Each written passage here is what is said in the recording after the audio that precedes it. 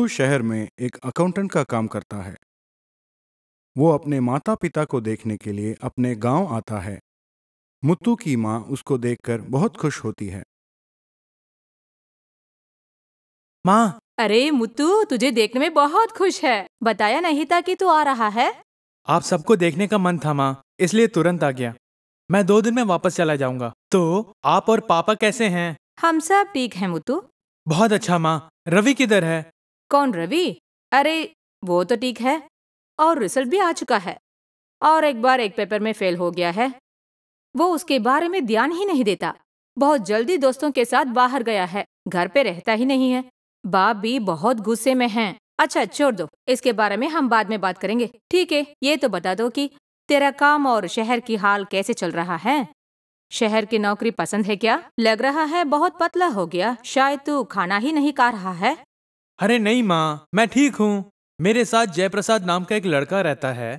हम लोग खुद ही घर में खाना बनाते हैं। मैं सुबह का नाश्ता बनाता हूँ और वो रात का खाना। वो बहुत अच्छा लड़का है माँ। वो भी तेरा साथ काम करता है क्या? नहीं माँ, वो जनता की सेवा करने वाली एक संस्था में काम करता है। माँ, पापा किधर है? सुबह नाश्ते के बाद बाहर निकले हैं। बोल रहे थे कि रामस्वामी चाचा से कुछ जरूरी बात करना है। वो जरूरी काम 4 घंटे से ऊपर हो गया है।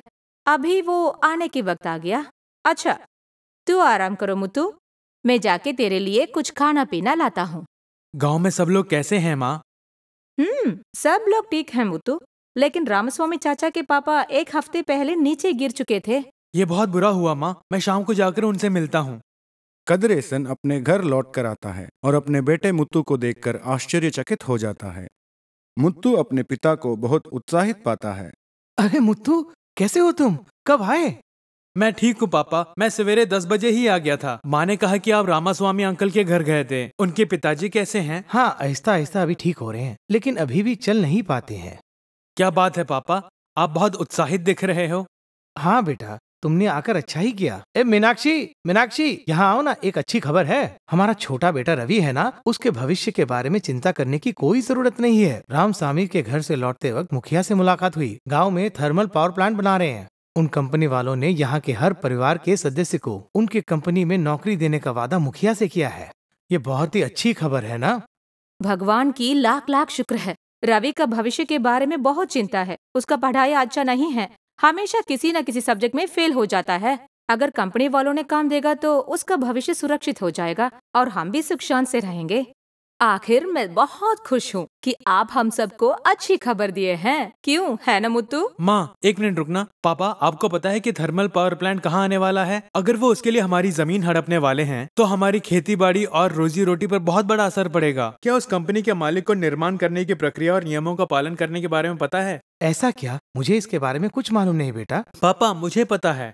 पावर प्लांट के आयोग के लिए कई जरूरी प्रक्रियाओं और उपाय का पालन करना पड़ता है। मुझे नहीं लगता कि इसके बारे में मुखिया को भी मालूम होगा। जयप्रसाद जो मेरे साथ रहता है, वो एक एनजीओ के साथ जुड़ा है जो इसी विषय में काम करता है। वो मुझसे एक बार इन मुद्दों के बारे में बात कर रहा था। अगर आप चाहें तो मैं उसे यहाँ बुलाकर इन विषयों पर बात करने के लिए कह सकता हूँ। आप उसे मिलना चाहेंगे? जरूर बुला लेना।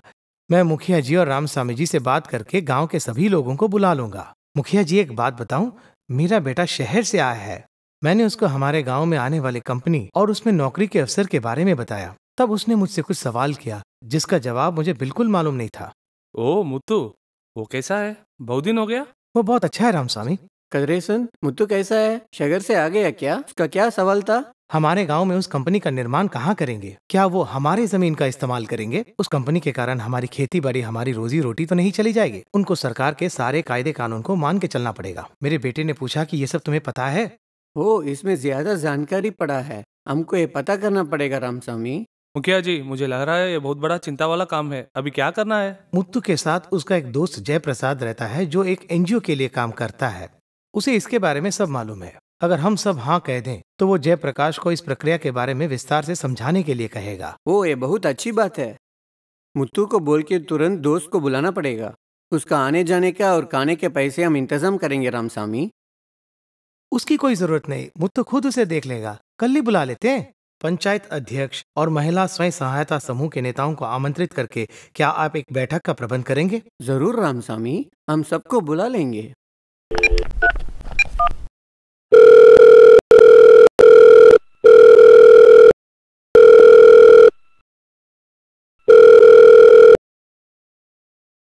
हाय मुत्तू, हाय। कैसे हो? एक जरूरी बात थी इसलिए कॉल किया। तुम्हें याद है हम पिछले हफ्ते ही पोल्यूशन कंट्रोल बोर्ड और एनवायरमेंटल क्लियरेंस के बारे में बात कर रहे थे। लगता है तुम्हें इनके बारे में फिर से बात करनी होगी, इस बार कुछ अधिक जानकारी के साथ, ताकि मेरे पापा और उनके दोस्त समझ सकें। हमारे गांव के पास एक थर्मल पावर प्लांट का निर्माण होने वाला है।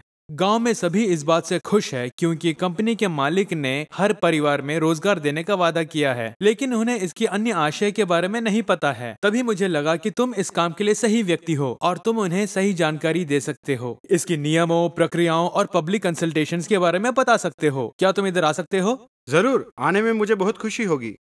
पंचायत की बैठक पेड़ के नीचे होती है। जयप्रसाद, मुत्तू, कदरेसन, रामसामी, पंचायत मुखिया और 4 सदस्य अथवा 4 महिला संगठन के सदस्य पर्यावरण प्रभाव आकलन के बारे में जयप्रसाद बताता है। सबको मेरा नमस्कार। हमारे गांव में एक थर्मल पावर प्लांट का प्रस्ताव रखा गया, आपको मालूम है? पता है, हमने सुनाया था। और इसमें सबसे अच्छी खबर यह है कि हमारे गांव के हर परिवार के एक सदस्य को उस कंपनी ने नौकरी देने का वादा किया है।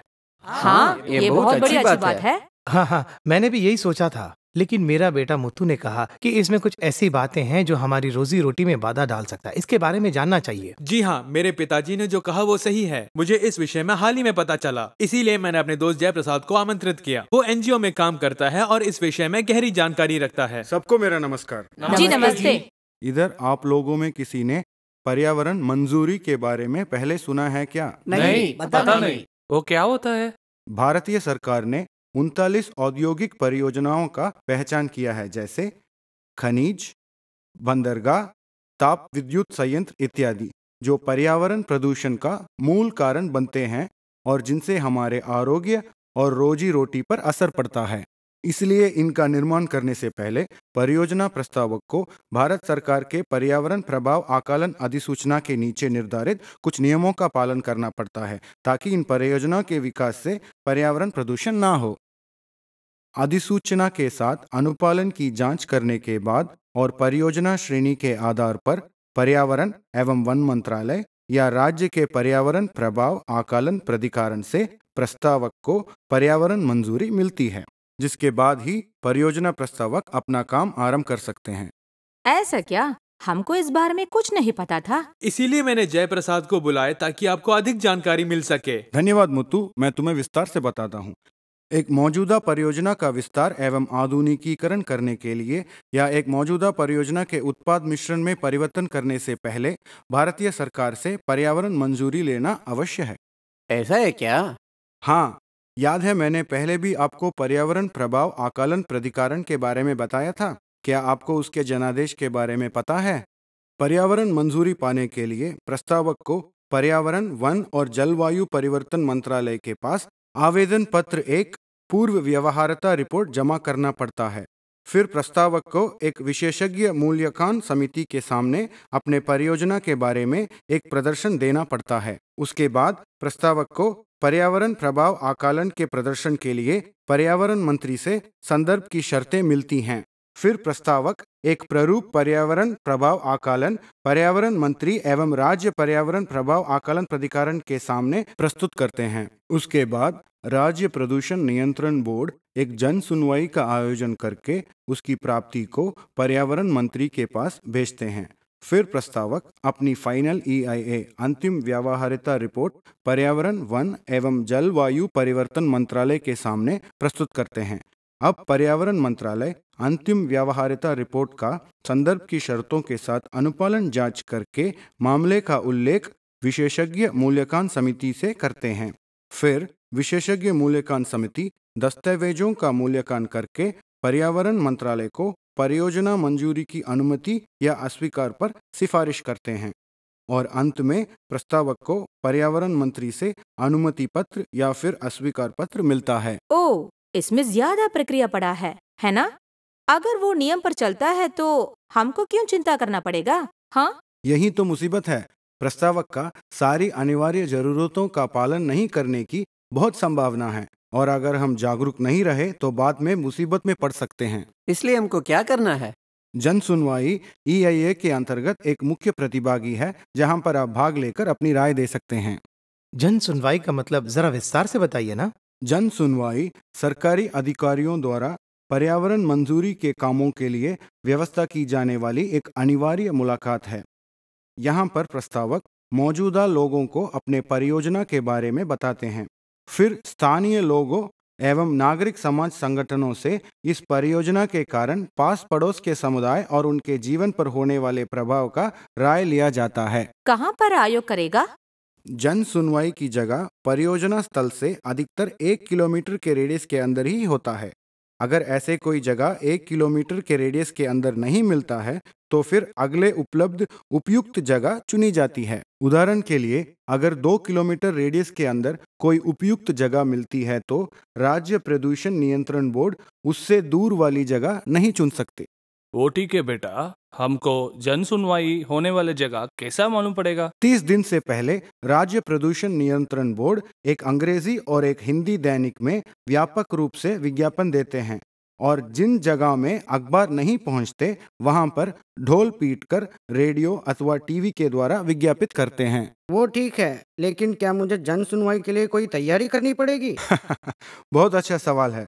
जन सुनवाई में भाग लेने से पहले हमें परियोजना के बारे में जानने के लिए प्रस्तावक द्वारा जमा की गई हुई फॉर्म 1 पूर्व व्यवहार्यता रिपोर्ट संदर्भ की शर्तें अथवा प्रारूप EIA को पढ़ना चाहिए। क्या फॉर्म 1? वो क्या होता है? उसमें क्या लिखा हुआ होगा? भूमि का वर्तमान उपयोग, सर्वेक्षण संख्या, प्राकृतिक संसाधनों के उपयोग तथा संयंत्र के कामकाज के बारे में पता चलता है और इनसे ये मालूम पड़ता है कि हमें किस हद तक भूमि हासिल करनी है और उसका प्रभाव आसपास के समुदाय पर कैसे पड़ता है। पूर्व व्यवहार्यता रिपोर्ट को पढ़ना जरूरी है क्या? हाँ जरूर, ताकि आपको परियोजना से जुड़ी महत्वपूर्ण प्रदूषकों, परियोजना की लागत, पर्यावरण शामन लागत तथा सामाजिक आर्थिक शामन लागत के बारे में पता चले। क्या मैं जन सुनवाई में भाग लेकर लिखी प्रतिक्रिया भी भेज सकता हूँ? हाँ, आप कर सकते हैं। आप जन सुनवाई में भी भाग ले सकते हैं और लिखा हुआ प्रतिक्रिया भी भेज सकते हैं। क्या मैं एक सवाल कर सकता हूँ जयप्रसाद? हाँ मुत्तू। अगर मुझे इस विषय में गहरी समझ ना हो लेकिन जन सुनवाई में भाग लेना चाहता हूँ तो क्या करना चाहिए? वो सरल है। आप भाग लेने से पहले पर्यावरण समूहों अथवा विशेषज्ञों से जरूरी जानकारी ले सकते हैं जो इस शाखा में पहले से काम कर रहे हैं और जिनके इस विषय में समझ बहुत अधिक है। ओह अच्छा ठीक है। अगर मैं किसी प्रत्येक इलाके का ना हूँ क्या तब भी मैं वहाँ के जन सुनवाई में भाग ले सकता हूँ? हाँ बेशक, जब तक आपके पास सामाजिक अथवा पर्यावरण की सोच और चिंता है आप जरूर कर सकते हैं। क्या ये जन सुनवाई दोनों परियोजना के लिए एक ही जगह और समय पे हो सकता है? नहीं, उसकी अनुमति नहीं है। क्या जन सुनवाई तारीख को बदल सकते हैं? हाँ, ये मुमकिन है, लेकिन सिर्फ तभी जब कोई आपातकाल हो या फिर प्रक्रियाओं का पालन न होने के कारण कोई सामाजिक विरोध हो और अग्नि सुनवाई से पहले जनता को काफी समय दिया जाए। बेटा जयप्रसाद, शायद हम सब आपसे बहुत ज्यादा सवाल करके आपको तंग कर रहे हैं, हमें क्षमा करना। बिल्कुल नहीं, ये मेरा सौभाग्य है और ये खुशी की बात है कि इस गांव के इतने सारे लोग इस विषय पर दिलचस्पी दिखा रहे हैं। इस सार्वजनिक सुनवाई में कितने लोग भाग ले सकते हैं और कितनी देर बात कर सकते हैं, ऐसा कोई प्रतिबंध है क्या? नहीं, इसमें कोई सीमा नहीं है। अगर परियोजना की जगह 2 स्टेट की सीमा पे रहेगा तो जन सुनवाई कहाँ पे रहेगा? ऐसी स्थिति में दोनों संबंधित राज्य प्रदूषण नियंत्रण बोर्ड सुनवाई का आयोजन मिलकर करते हैं। परियोजना के बारे में लिखी प्रतिक्रिया कौन भेज सकते हैं? इस परियोजना के पर्यावरणीय पहलू में जिन सब का प्रशंसनीय हिस्सेदारी हो वो सब लिखित प्रतिक्रियाओं को भेज सकते हैं।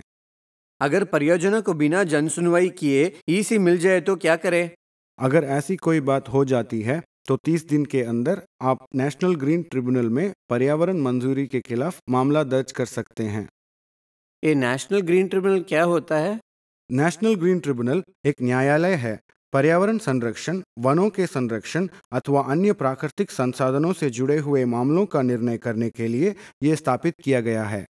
पर्यावरण क्लियरेंस मिलने से पहले कंपनी वाले उस जगह पर उससे संबंधित कोई कार्य कर सकते हैं? पर्यावरण मंजूरी मिलने से पहले सिर्फ 2 काम कर सकते हैं। एक, अतिक्रमण को रोकने के लिए स्थल के चारों ओर बाड़ लगाना और दूसरा, स्थल के पहरेदार के लिए शालिका बनाना। परियोजना को EC मिलने के लिए कितने दिन लगते हैं? वो परियोजना के आकार पर निर्भर करता है, आमतौर पर 1 से 1.5 साल। ओह, इतना समय लगता है। ठीक है, अगर EC मिल जाए तो क्या परियोजना प्रस्तावक तुरंत काम शुरू कर सकते हैं? नहीं, प्रस्तावक को राज्य प्रदूषण नियंत्रण बोर्ड से स्थापित करने की सहमति का आवेदन जमा करना पड़ता है और उसके प्राप्ति के बाद ही वो शुरू कर सकते हैं। किस स्थिति में प्रयोजन की समर्थक धरती को ले सकते हैं? पर्यावरण मंजूरी का आवेदन जमा करने से पहले ही प्रस्तावक भूमि अधिग्रहण का काम आरंभ कर सकते हैं। हमको कैसा पता चलेगा किस धरती को प्रोजेक्ट समर्थक के लिए लिया है? पूर्व अधिग्रहित भूमियों का विवरण हमें ड्राफ्ट EIA से मिलता है। पर्यावरण प्रभाव योजना से और क्या क्या जानकारी प्राप्त हो सकता है? ड्राफ्ट EIA परियोजना विवरण, पर्यावरण मूलाधिकार आंकड़े का विवरण, जनसंख्यिकी, भूवैज्ञानिक विवरण, अध्ययन क्षेत्र की पारिस्थितिकी संवेदनशील गुण, परियोजना की प्रत्याशित पर्यावरण एवं सामाजिक प्रभाव, वैकल्पिक संसाधनों का विश्लेषण, पर्यावरण अनुरक्षण कार्यक्रम, रोजगार का अवसर। ऐसा क्या? और अगर रोजगार और CSR और दूसरे नियमों का पालन नहीं किया जाता है तो हमें किससे शिकायत करनी चाहिए? आप पर्यावरण, वन एवं जलवायु परिवर्तन मंत्रालय अथवा राज्य प्रदूषण नियंत्रण बोर्ड से शिकायत कर सकते हैं। क्या environmental impact assessment report project expansion के लिए भी बनाई जाती है? हाँ, विस्तार करने के लिए भी उसकी जरूरत है और उसे ब्राउनफील्ड EIA कहा जाता है, जिसके मूलाधार अध्ययन से हमें मौजूदा शामन उपायों का प्रभाव, अनुपालन की स्थिति अथवा व्यापक प्रभाव आकलन में अपेक्षित परिवर्तन के बारे में पता चलता है। ओह हाँ, मैं तुम्हारी बात भूल गया था। कोई बात नहीं मुत्तू, दोबारा पूछने में कोई गलती नहीं। एनवायरमेंटल क्लियरेंस के अलावा किसी और क्लियरेंसेस की जरूरत पड़ेगी क्या? हाँ, मगर वो परियोजना अथवा उसके स्थल पर निर्भर करता है। अगर वो समुद्र तट के पास है तो तटीय नियमन क्षेत्र मंजूरी की जरूरत पड़ती है, और अगर स्थल जंगल के पास हो तो वन मंडल से मंजूरी लेनी पड़ती है। वातावरण क्लियरेंस ने अपने नियमों को पालन नहीं करेगा तो कहाँ पे पूछना पड़ेगा? EIA प्रक्रिया की किसी भी स्थिति में उल्लंघन की शिकायत पर्यावरण वन मंत्रालय से की जा सकती है, और अगर उल्लंघन सहित परियोजना को पर्यावरण मंजूरी मिल जाती है तो उसकी चुनौती नेशनल ग्रीन ट्रिब्यूनल के सामने कर सकते हैं। बेटा, आपने ऑफिस से छुट्टी लेकर इस बात को हमें विस्तार से समझाया है, इसके लिए बहुत बहुत धन्यवाद। कोई बात नहीं, ये मेरा कर्तव्य है। किसी को कोई और प्रश्न है? नहीं, आज हमने बहुत सीखा है आपसे। मैं ये वादा करता हूँ कि जब जनसुनवाई होगी तो हमारे लोग जरूर भाग लेंगे और उसमें आपकी मदद जरूर चाहिए। जरूर। वर्तमान अथवा आने वाली पीढ़ियों के फायदे के लिए, एक स्वस्थ पर्यावरण बनाए रखने के लिए हम सब आपके मदद के लिए हाजिर हैं। यहाँ आकर एनवायरमेंटल इम्पैक्ट असेसमेंट और दूसरे विषयों के बारे में बात करने के लिए बहुत धन्यवाद। हम आपके बहुत आभारी हैं जयप्रसाद। आप सबसे मिलकर मुझे बहुत खुशी हुई और इस अवसर के लिए मेरा धन्यवाद। अगले पंचायत बैठक की तारीख पंचायत मुखिया के घोषित करने के बाद बैठक खत्म होती है।